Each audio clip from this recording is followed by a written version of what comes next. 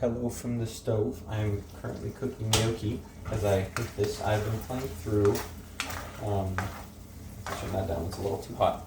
I've been playing through The Last of Us Part 1, because I love that game very much. It's one of my favorite games. And I love the second one as well, which I know is a controversial opinion to have, but it's one that I share. And I just got to the part in the game where you're in Bill's town, and he's helping you out, and you're going to get the car, or the battery for the car, so you can get out and drive out west towards Tommy. And something that I noticed that I really appreciated while playing this game was how much they embrace subtlety and the technique in writing where less is more, and storytelling through a lot more than just exposition. This is something an issue that I had with the show, the Last of Us show, that bothered me a bit. And this is all taste, it comes down to personal preference. And I try not to be too, I try not to compare them a whole bunch, but it's difficult not to, because I care deeply for the games, and I was nervous going into the show, and ultimately I found myself disappointed by the show. But as I was playing this game, I was struck with how subtle it is about a lot. And in the show, they take more time to expand upon things that I personally found to be more meaningful when they were less fleshed out, at least explicitly. The first thing I noticed was, and I'll get to the Bill thing in a second, but the first thing I noticed was in earlier in the game, you get to the courthouse with Ellie and Tess, and Tess, the spoilers obviously, Tess has been bit by an infected, and she's going to turn, so she's telling Joel and Ellie to move on, and Joel to take Ellie west, despite the fact that Joel does not want to. And Tess is saying this, and she says something, and it's the only illusion, not illusion, the only line really between them that alludes to anything more than just, the fact that they're business partners. You see some care between them throughout the game beforehand in these small moments, but never ever do they really say explicitly that what their relationship is. And you kind of kept guessing a little bit. But there's a moment right at the end there where Tess is begging Joel to take Ellie out west to Tommy.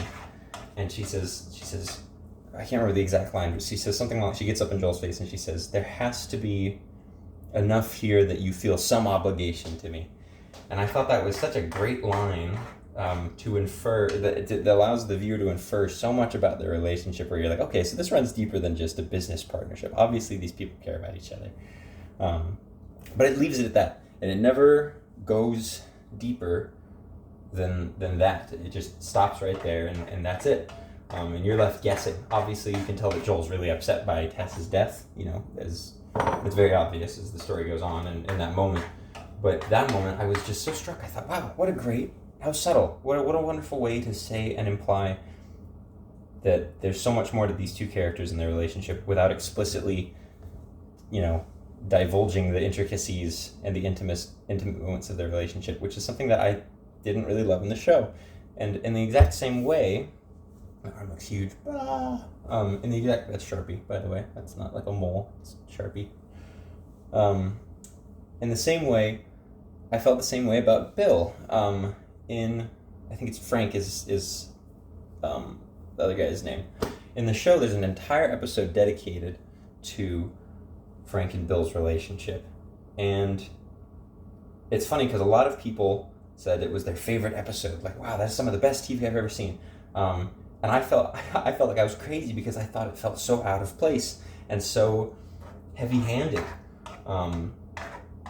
just in the narrative, because I guess in my mind, I was expecting it to be a bit more subtle about the implications of Bill and his past. And so I was not expecting to get an entire episode about the two of them. And in the game, you're talking with Bill privately, and he tells you, he says, I had someone I cared about, someone I had to care for, and he says, and that stuff gets you killed, and he just leaves it there. But you can tell he's a bit torn up just because of the great acting and the really solid writing. They let you see just a little bit to tell that he's torn up and upset about, there's something wrong there, right? And that's where it ends. That's where it ends. Obviously, later on, you encounter Frank's body hanging in the house where he committed suicide, and Bill says a few more things, but never does he explicitly say that Frank was, his lover or anything like that. And it's never said. It's so much more subtle, but you can tell. I mean, it's not so obtuse that you can't tell, from without a cursory glance is really all it takes for you to realize that they had something going on. And I just really liked that. I enjoyed that subtlety and the subtle storytelling, and I felt like that was lost a bit in the show. Maybe whether it was intentional or not to abandon that sort of storytelling. I personally, and this is just a personal opinion, I found it to be, I don't know, I just didn't find it as compelling, and I found it to be a little more heavy-handed and ham-fisted with the messages and the story that it was trying to tell. And I didn't much care for it. I think something that has made the game so timeless is how much it respects your intelligence and how much it relies on you to put together the pieces.